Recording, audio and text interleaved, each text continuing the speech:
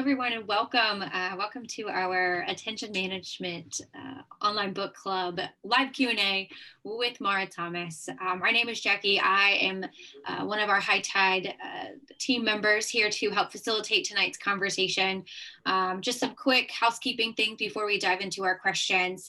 First, if you have questions and you're here live with us tonight, feel free to either unmute yourself and ask away, put it in the chat, and if not, we've got some awesome submitted questions from our heroes that weren't able to be here tonight. And we are recording tonight's call for those that couldn't be here, and it will be posted on the message board tomorrow. Awesome. With that, Mara, would you like to introduce yourself first? Sure. I'm Mara Thomas. I wrote Attention Management, which is the first book in the Empowered Productivity book series. The second book just came out June 1st. The second book in the Empowered Productivity series, it's called From To Do to Done. So if you got some benefit from attention management, I would encourage you to take the next step and check out From To Do to Done. It is also a 1-hour read. And I spend my time speaking at conferences and writing for outlets like Forbes and HBR and books, of course, and teaching teams inside companies how to make the most of their moments, improve their productivity through managing their attention. Awesome, thank you. So our first question is, what inspired you to write about attention management and maybe the productivity space in general now that you have your second book out? Yeah, well, so it's the second book in the series. It's my fourth book.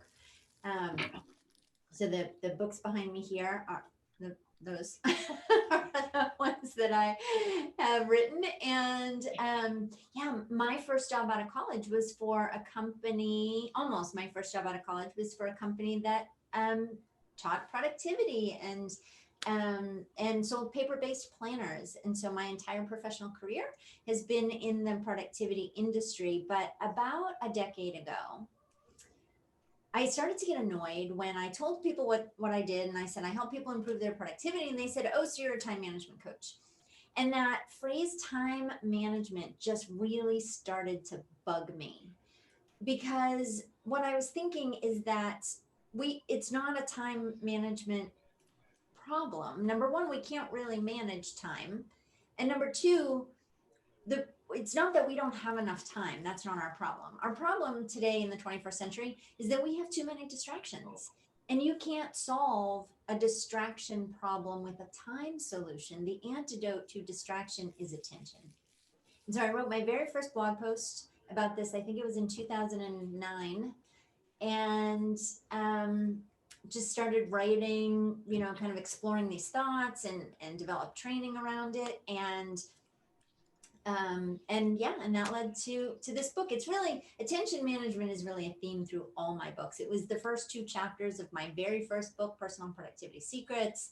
It's an important theme in my second book, Work Without Walls, which is about how to create a productive environment at your company. It's just something that I think is foundational to your ability to live a life of choice instead of a life of reaction and distraction. I love that. I love the life of choice. Our next question is, the heroes are learning about the beauty of daydreaming. What advice do you have for those that aren't good at that downtime? Yeah, the downtime to be daydreaming, you mean? Yes. Yeah.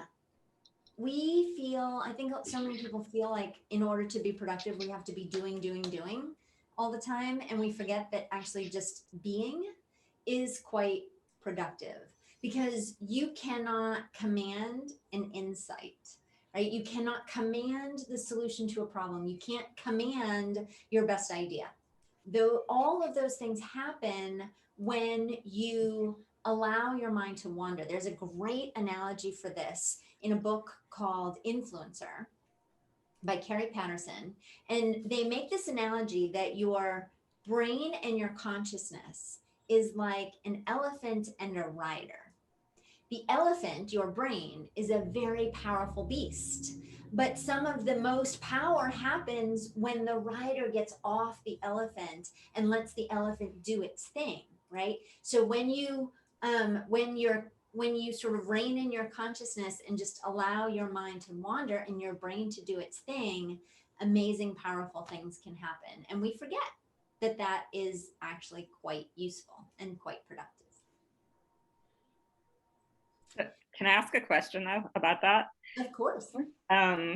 Is that managing your attention when you're letting your mind wander and daydream? It's a really good question, Shauna. You probably saw in the book the 4 quadrants, and one of the quadrants of attention management is daydreaming, because I think that it requires control over your attention, at least initially, because most of us can't be still enough to manage our attention. And the daydreaming used to happen in what I call the in-between moments, right? When we are riding an elevator or walking across the parking lot or waiting in line or waiting for a meeting to start. Those used to be those moments when our minds could wander, but those moments are almost completely squeezed out of our days.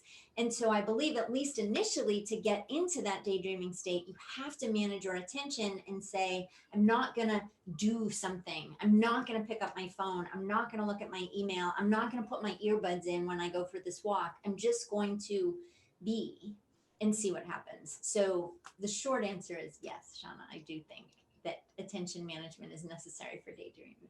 Thank you. Yeah. And I want to invite anybody, we do have High Tide members are called heroes, and many people did submit questions, and those are the ones that Jackie is sharing, but any of you guys are welcome. Carrie, welcome. I didn't get a chance to say hi to you when you joined us, but any of you are welcome to jump in, put a thought in the chat, take yourself off mute, ask any questions you have.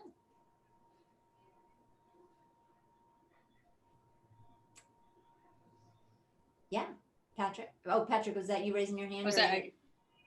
I was just waving to somebody who just walked into the office. But I guess now that I'm talking, I do have a question. Just around, I guess, the use of sort of timers and that Pomodoro technique. I've been trying to do that. Is that something that you recommend? I've been trying to do like 25-minute blocks. Is there an optimal amount of time to do that sort of focus timer thing before it becomes less useful?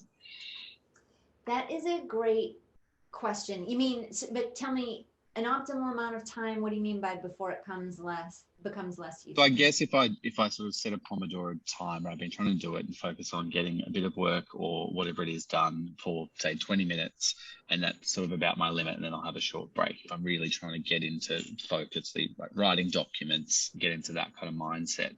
Whereas if I get to, say, 40 minutes, I become less productive and I'm more likely to kind of get reactive and distracted and stop working on it. Is there a sort of, I guess, for me, is that just a personal thing? I can't really get beyond 20 minutes.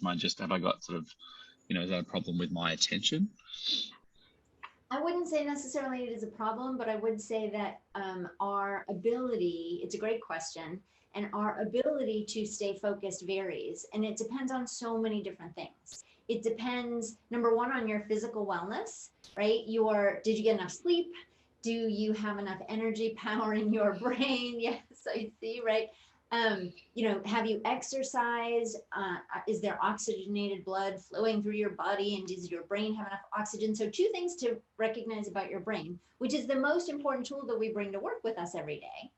One thing is that it requires oxygenated blood to function optimally. And the only way to get oxygenated blood is to move our bodies, get our heart rate up, get our blood pumping.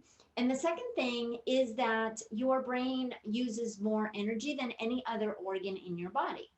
So if you're not properly nourished and your brain doesn't have enough energy sources to power you through a focus period, then it's going to be much harder. So your physical wellness is one thing to consider.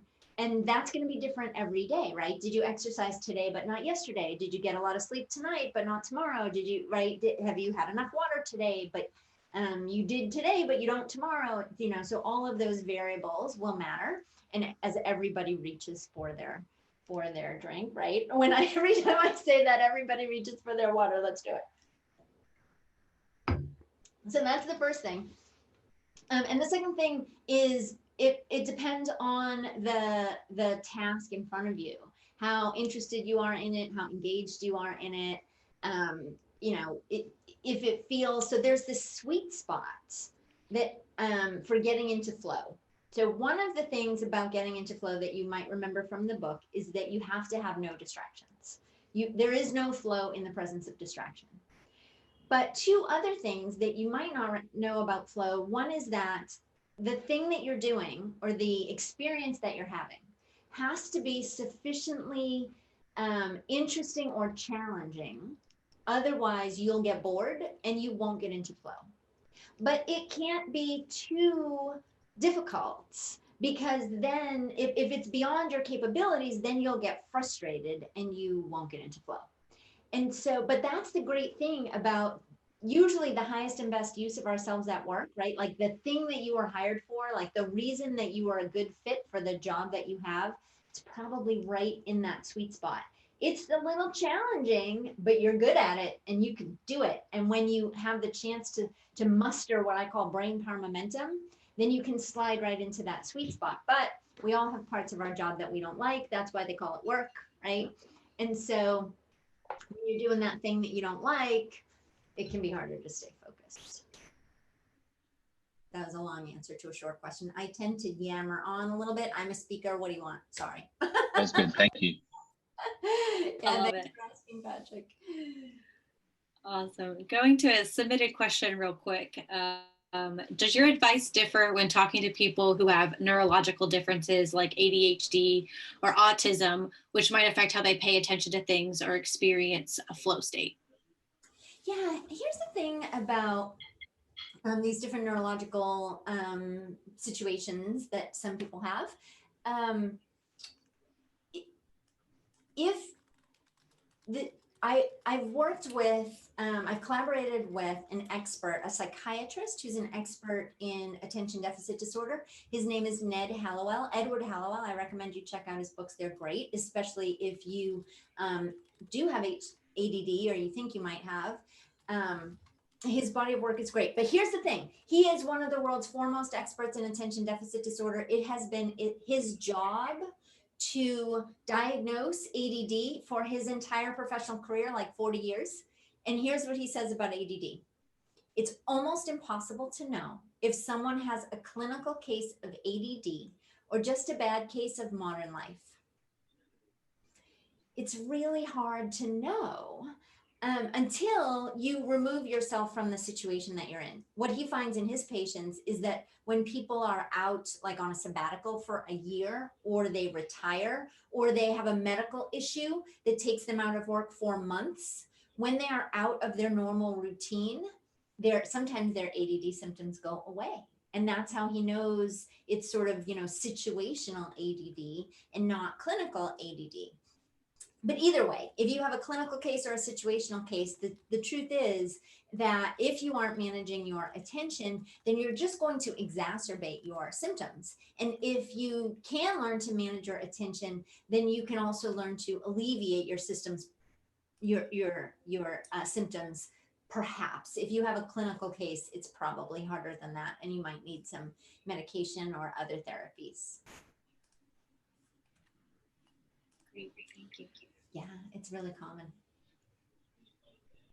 What advice do you have for parents, teachers, or others working with young people to help them better manage their attention?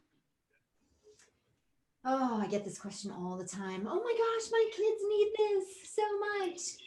So, some people tell me that it's just a mountain too high to climb with their kids. Like, oh, I can't take my kids' devices away. They're just a nightmare if I try, and it's just not worth it. And anyway, they need technology for school and la la la la la. But here's the thing. A lot of times kids don't know what they don't know. They think they want it because they're used to it and it's a habit, and they have FOMO and all that kind of stuff. But I have a story about a client who I was doing a training at a company, and one of the managers told this story about how he grounded his 16-year-old daughter, and to ground her, he took away her phone for a month. And he said, yeah, it's true. For the first 10 days, oh my God, she was so hard to live with. It was really challenging. He said, but at the end of the 30 days, she came to me and she said, Dad, I think that's the best thing that's ever happened to me.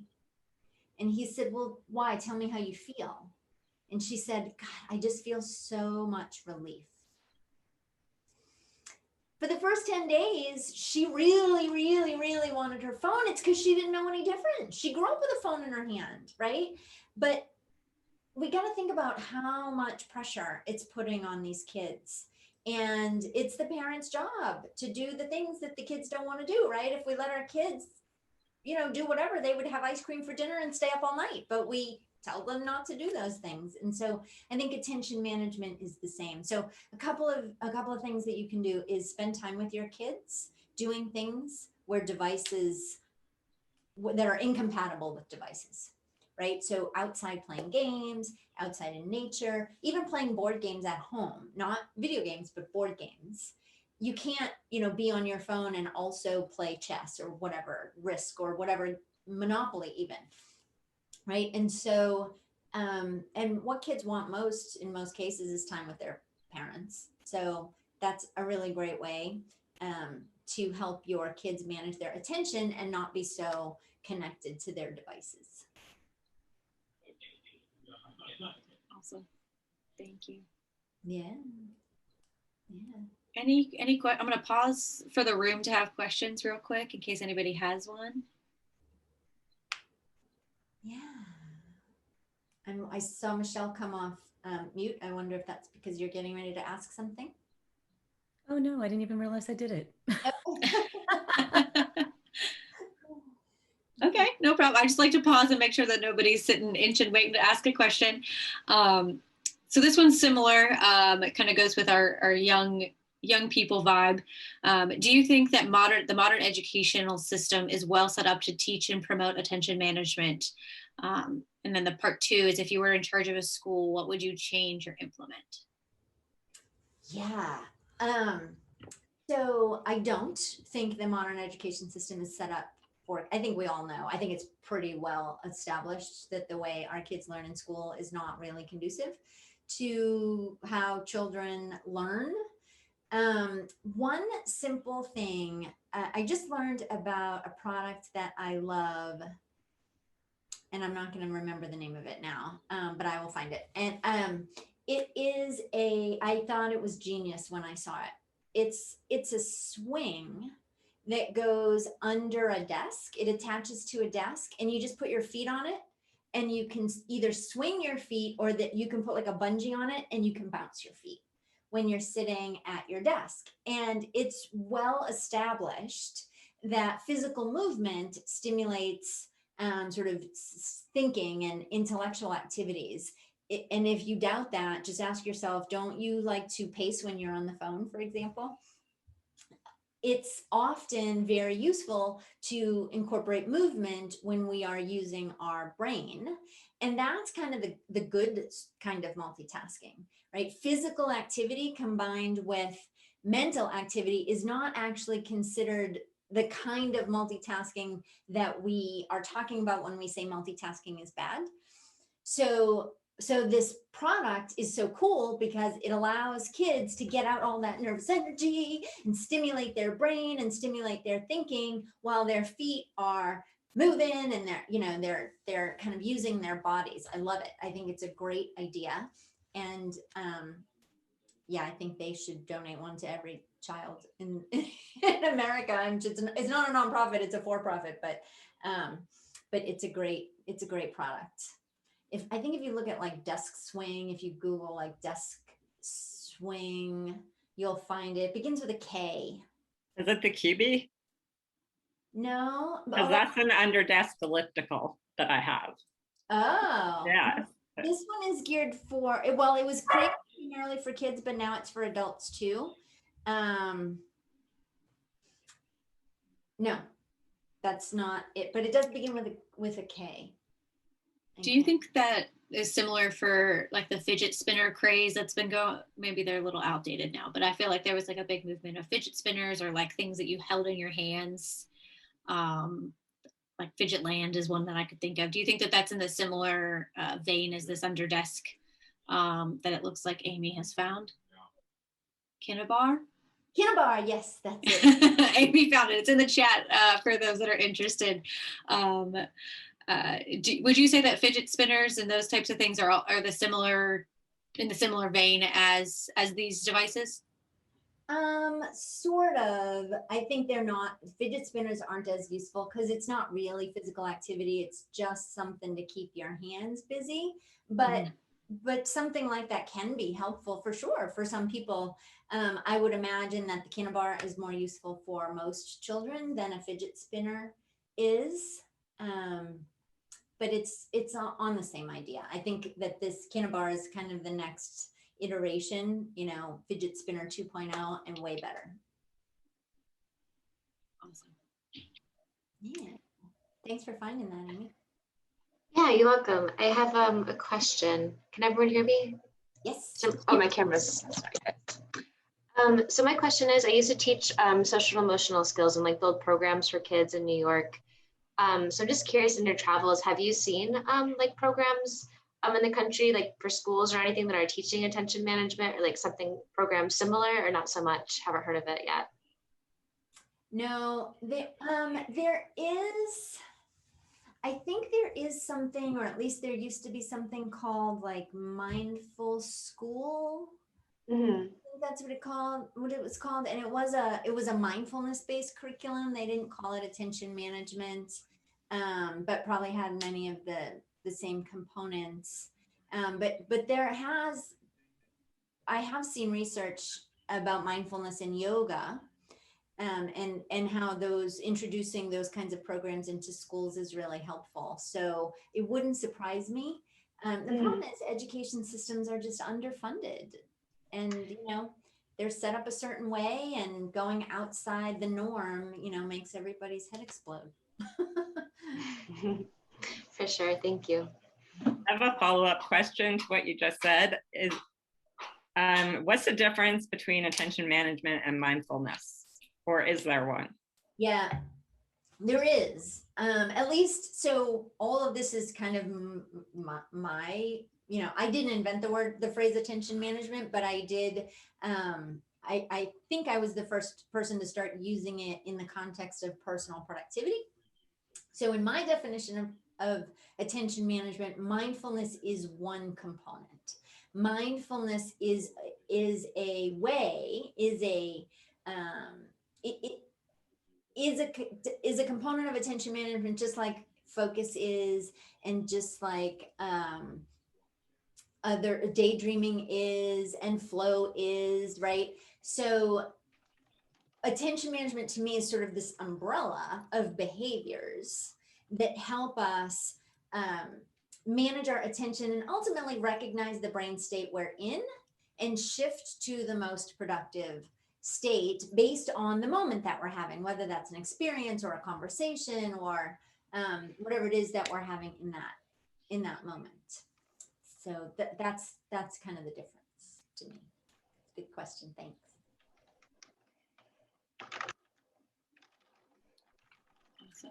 Other questions? I'll go to a submitted one real quick. Many of us feel like we need to be available for drop-ins and keep our virtual doors always open, especially if we're leading a team. This is tough when we really want to get into flow. What are some tips or insights you have gained since interacting with corporate offices and employees who've transitioned to working online? And then there's another question, but I'll wait until you answer that one first. Oh my gosh, I have like a whole training for leaders on this. I have so much to say about it. There's a ton of ideas in Work Without Walls about it. But here I have sort of a 4-step formula for helping to manage all of those drop-ins. The first thing is to use the phrase, I trust your judgment, a little bit more often. Because if people are coming to you, sometimes they come to you because it's just the fastest and easiest thing to do, right? I don't need to go find it myself. If I just ask Patrick, he'll give me the answer, right? And so And so if you tell them I trust your judgment, after a couple of times, they're going to be like, if I ask her, she's just going to tell me I trust your judgment. So I might as well just figure it out on my own, right? So that's the first thing. Second thing is that you should have regular meetings with your team members. You should be accessible to them. I would recommend that you make those meetings sacred and you do not reschedule them. You honor them. You make the appointment, you keep the appointment. It should be on a regular basis. If you absolutely must cancel, then you should immediately reschedule so that people know that they will get FaceTime with you, because your team does deserve that. It just doesn't necessarily need to be all the time. Third thing is that it needs to be a safe environment to make mistakes in your organization, because if you tell them I trust your judgment and then they do a thing that you disagree with and then they get in trouble for that, then they're not coming to you because they value your opinion. They're coming to you for CYA, right? They're coming to you to shift the blame. Don't blame me. Carrie said I could do it, so it's not my fault it didn't go well, right? And then the last thing is that you should be a mentor to your team members. But I use the phrase mentor in hindsight. So when you have those meetings with your team members, ask them about what they, what did you do this week? What kind of problems did you run into? How did that go? And then if it went well, celebrate with them. Yay, great job. If it didn't go so well, hold them accountable, right? Well, but empathize, right? Ouch. Yeah, that doesn't sound very good. Oh gosh, well, how did you fix it? I mean, we've all been there. Mistakes happen, right? Assuming it was an honest mistake. And then ask them, what did you learn from it? Make sure that they pull the lesson out of it. And then after you hear what they did, you hear how it went, you celebrate, you hold them accountable, you pull the lesson out of it, then you say to them, here's another option for you. Here's the thing that I've done. When I've been in that situation, works pretty well. Maybe that's another, arrow in your quiver for the next time this happens. And so instead of giving them the answer on the front end, you are mentoring in hindsight, which is so great for both reasons. First, they get to try it and learn, because people learn by doing, but also then they still do get the benefit of your wisdom and your advice. So those are some ways to be accessible and available to your team and help them and develop them, which all managers should do, but also protect your time and be able to manage your attention so that you can get your own important work done. And you said you had a follow-on to that, Jackie. I did, but I think you answered it with your first answer. Okay. So we don't have to ask it because you're just so great at answering the questions for me. Do you have any comments or questions about that step formula?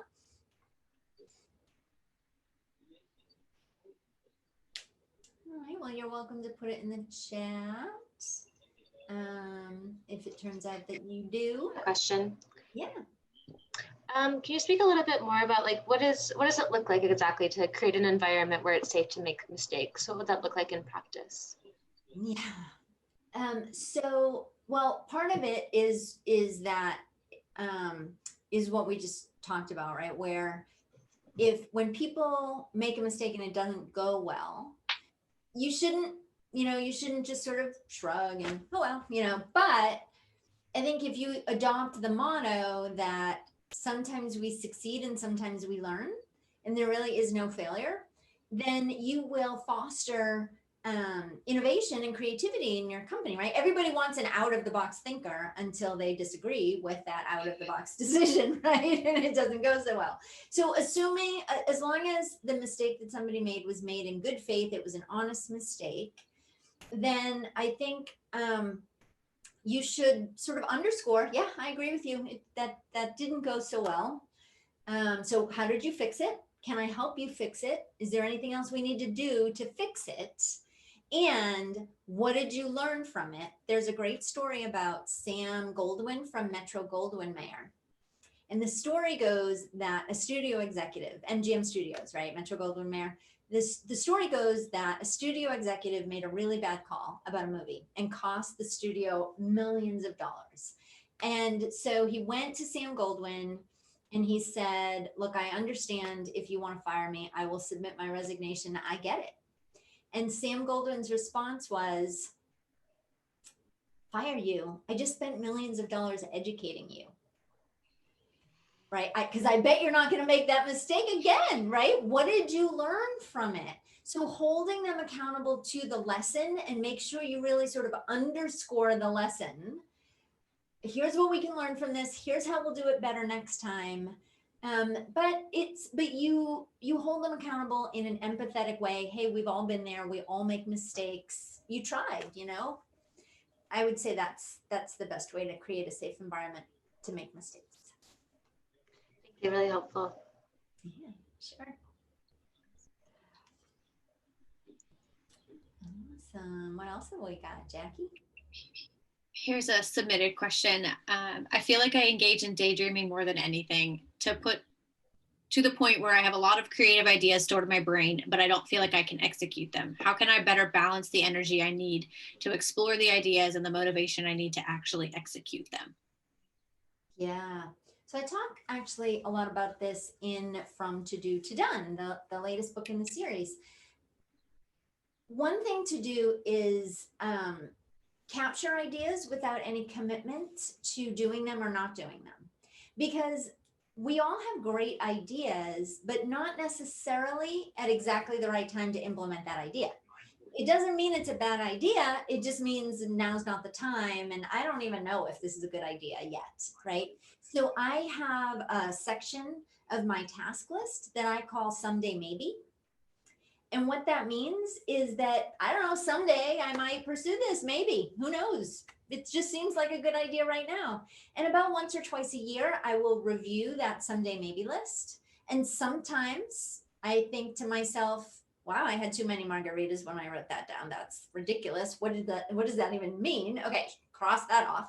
But sometimes it's like, oh, that's a really good idea. And you know what? It goes really well with this other thing that we're doing. And now is the time, right, to do that. And sometimes you're like, yeah, that still seems like it might be a good idea someday maybe, and we'll just leave it right where it is. But that can help you to sort things out. One of the things I tell my clients is that you can only truly manage what you can see. And you can only see what is outside your head. So when you have those ideas, get them out of your head, write them down, look at them.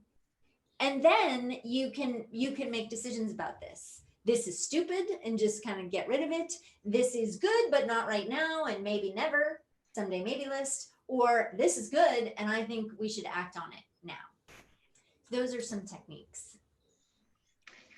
I have a follow-up question. Oh, go ahead, Patrick, you first. Just on the sort of topic of task management and workflow management, and I know you go into more detail in the second in From To Do to Done. I guess I have a system and I find it overwhelming. Like I have hundreds of tasks and categories, and across, you know, I've got it in Microsoft To Do, but Todoist is the same. I guess, what are your tips on not letting that become overwhelming, like hundreds of tasks, and then you sort of lose the point of it because you look at it and go, well, I can't deal with this right now. There's too many there. Yeah, that's a great question.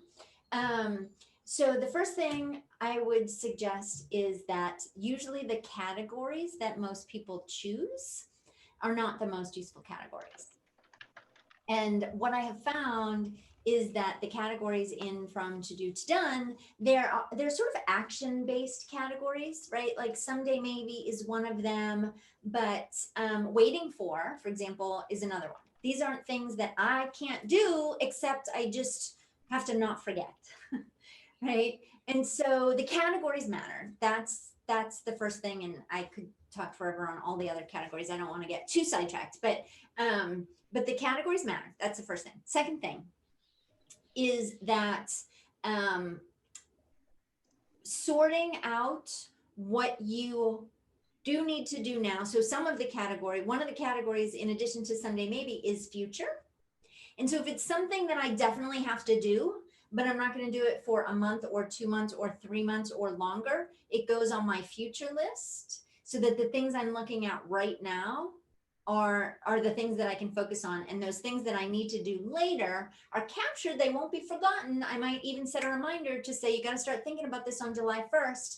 And then that reminder pops up on July 1st. And then I move it from future to present, right? So separating out things like that. And then lastly, I would say that it's really useful to, most people prioritize by high, medium, low, or ABC, or 1, 2, 3. But what I find is that if you have 100 items on your list and you try to prioritize by ABC, most people look at those 100 items and go, yeah, 95 of them are A. And so that doesn't really help. And so what I talk about in the book is to prioritize by due date. And I don't mean to put it on your calendar. You definitely should not put it on your calendar. You should keep it in your to-do list, whatever you're using, Todoist or Microsoft To Do or whatever list you're using. Keep it in your to-do list, but assign a due date to it and recognize that we don't do very many things on our to-do list in a day. We do many things in a day, but many of the things that we do in a day never even make it onto our to-do list. And so the number of things that are on your to-do list that you're actually going to do in a day is small, somewhere around 3, maybe 5 on a good day.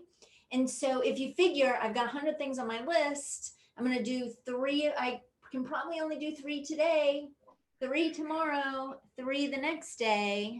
Well, now you sort of have a more realistic timeline for what needs to get done. And you could just look, in most task managers, you could just look at today, for example. And so all that other stuff doesn't feel overwhelming and distracting. It's all captured, it's all there, but you only look at what you need to look at today.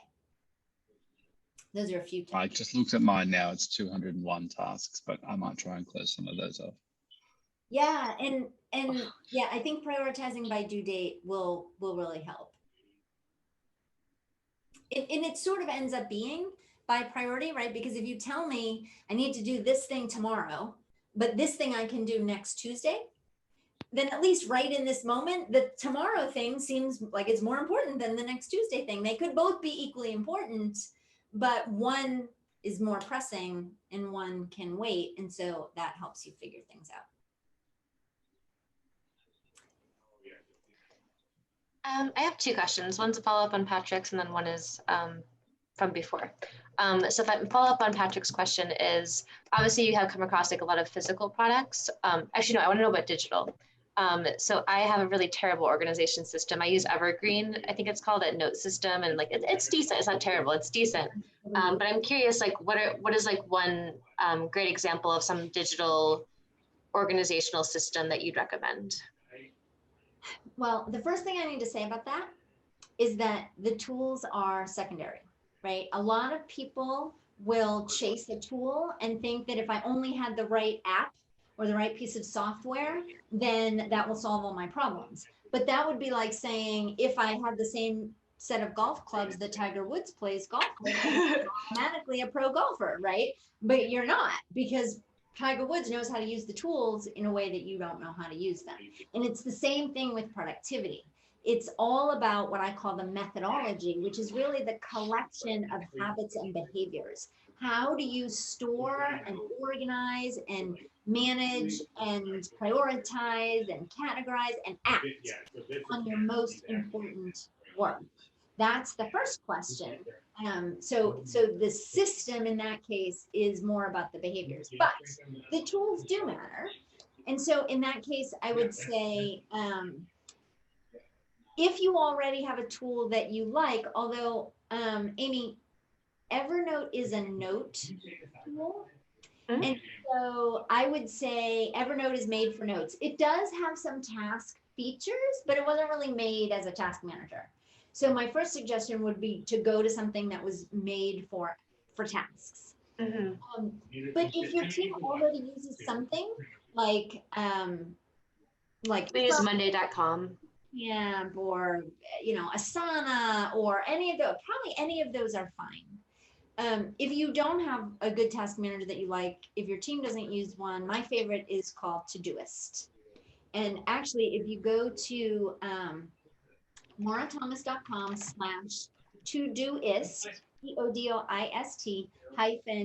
-2, you can get their pro version 2 months for free. And I do recommend the pro version. After that, it's only $3 a month and well worth every penny, but at least you can try it before you buy it. Thank you. I appreciate that. Sure. And then my second question is around kind of keeping steam with projects. So I don't like to blame my astrology sign, but I'm a Pisces, so I love daydreaming, and then I get very attached to like the new project, and then I'll go into it and I have so much passion for a few weeks, but then I kind of bounce from like project to project once the steam kind of runs out and I can't stick with it. What advice do you have? Yeah, well, the first thing I think is that you have to, it sounds like maybe your projects are not defined in the way that I would necessarily define a project. So for example, a project in my world has a definable beginning and end, right? And so like getting more organized is not really a project, because how will you know when you're done? Right? So you could say like getting more organized could be a goal, but then you need to say like, what specifically am I going to do? And how will I know when it's done? So defining your outcome is a really important thing. And then seeing that sort of outcome on the horizon can help keep you motivated. But then the other thing is that this is where your system comes in, because you've got your list of projects. And I like to have a list of projects because you've heard the expression, I can't see the forest for the trees. Having a project list ensures you can always see the forest, right? Like these are the things that I'm working on. This is what's on my plate. And then you need to keep asking yourself, what's the next thing I have to do for the project? Okay, check, did that. All right, now there's the project, that's the outcome. What's the next thing I have to do? And as long as you keep those on your list, then your project keeps moving forward until you've reached that ultimate conclusion that you decided on at the outset. Thank you. Super helpful. I have a follow-up on that.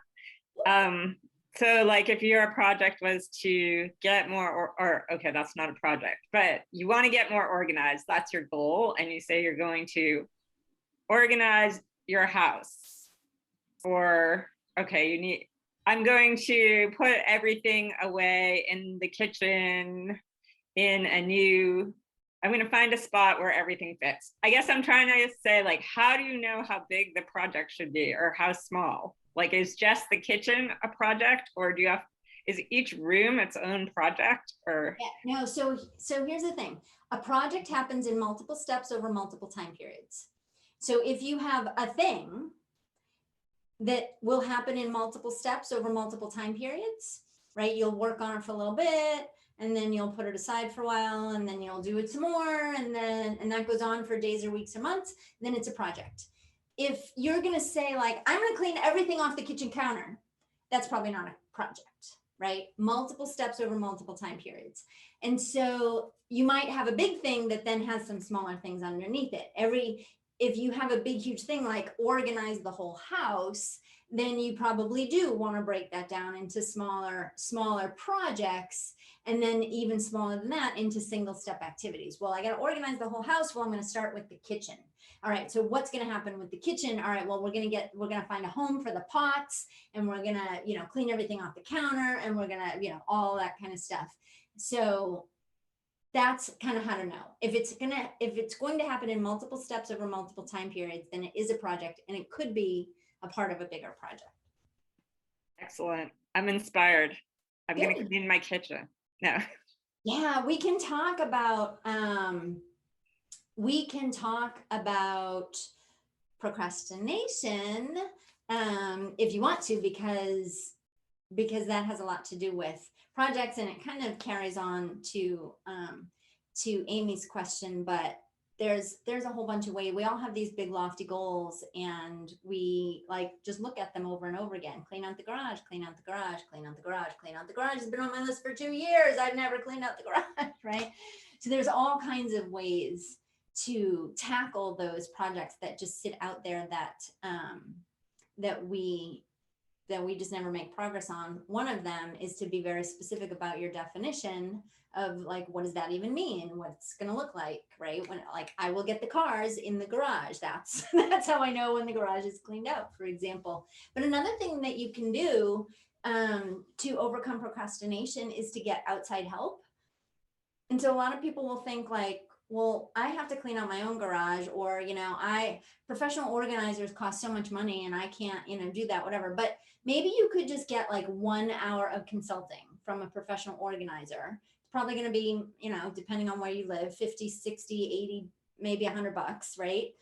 But if you pay that person and they come over, now you have an appointment and they're going to give you a plan. They're going to tell you how to get started. And that can be enough to get you over that hump of things that, man, I've just been looking at this forever and I still haven't done it. That's something that can really help. Involving other people in general is a great technique for overcoming procrastination. Whew, I've done a lot. I have a follow-up question on that. Sure.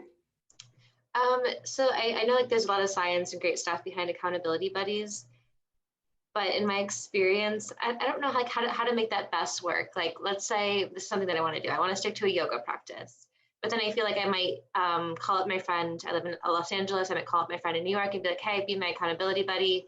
But like the system kind of like collapses after like a week or two. So do you have any tips on like, if that's the avenue that someone takes for a project, how to actually make that work and not just be like, okay, we tried it, didn't work? Yep, it's a great question. So instead of saying I'm going to get an accountability buddy, I would rephrase that to involve other people. So yes, your friend in New York might, send you a text, did you go to yoga? And you'll answer or you won't, you'll ignore it or you won't, you'll say, no, I didn't, and nothing happens, right? So, but involving other people in a more tangible way. So for example, when I wanted to start an exercise routine similar to what you're talking about, I took I had 2 ideas. One was to hire a trainer for some period of time, because if I don't show up, the trainer is going to be like, where are you? What, we had an appointment, what's going on?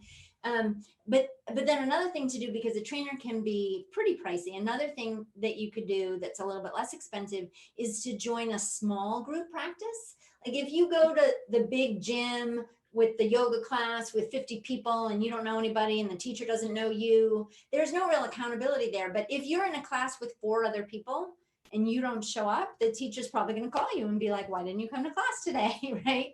And so I think if you rephrase to involve other people instead of accountability buddy, that might be one way to get that going. Another simple thing, you could say that you're going to do yoga tomorrow in your backyard, but the alarm goes off and you just hit snooze and you sleep through it. But if you say to your next door neighbor, do you want to come over at 8 o'clock and meet me in my backyard and do yoga? You're probably not going to leave them waiting in your backyard for you to show up, right? You're going to get out of bed. So there's all kinds of ways to involve other people, and that can make you do it. Thank you. It's definitely a helpful reframe. And there's a lot of nice clubs in LA, so very easy for me to do. Great. Awesome. We probably have time for one more question. Anybody from our audience want to ask?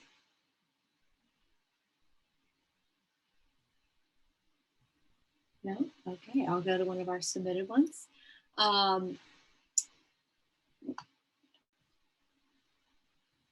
What thought leaders around mindfulness do you follow, or do you recommend a certain practice of mindfulness? I have heard great things about Sam Harris. I don't, he's got a mindfulness app. I hear it's amazing. But I personally have not engaged yet. I don't necessarily follow a person, but one of my favorite apps is called Buddhify, Buddhify.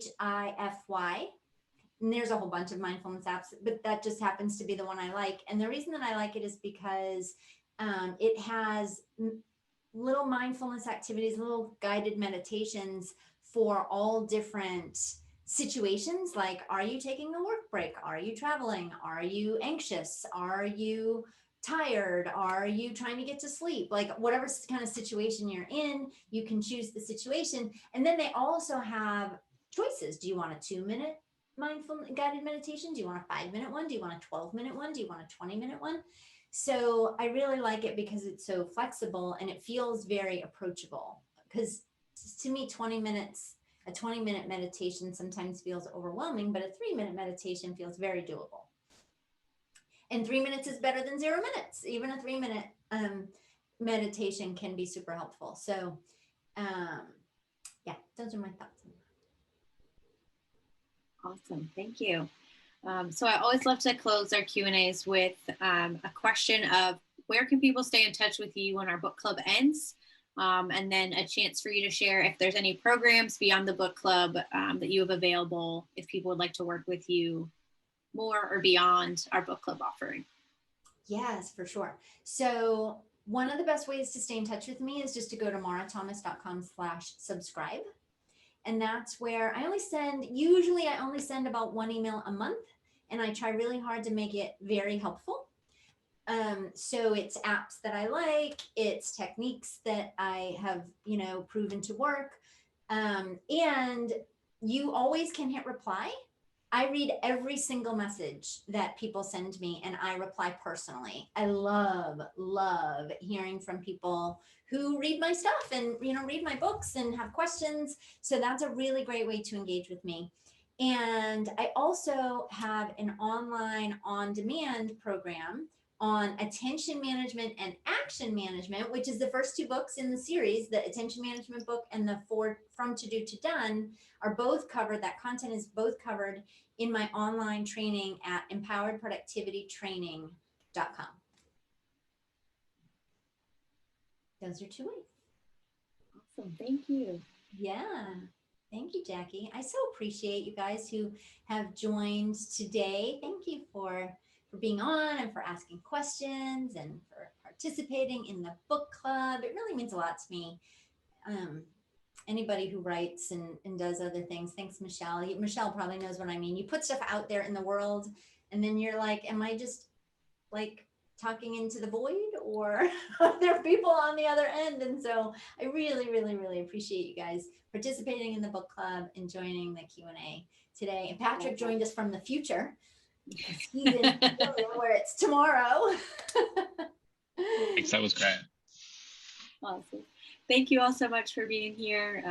If you've got questions for Mara, we've posted her contact information in the chat for you all. And so thank you all and have a wonderful rest of your day.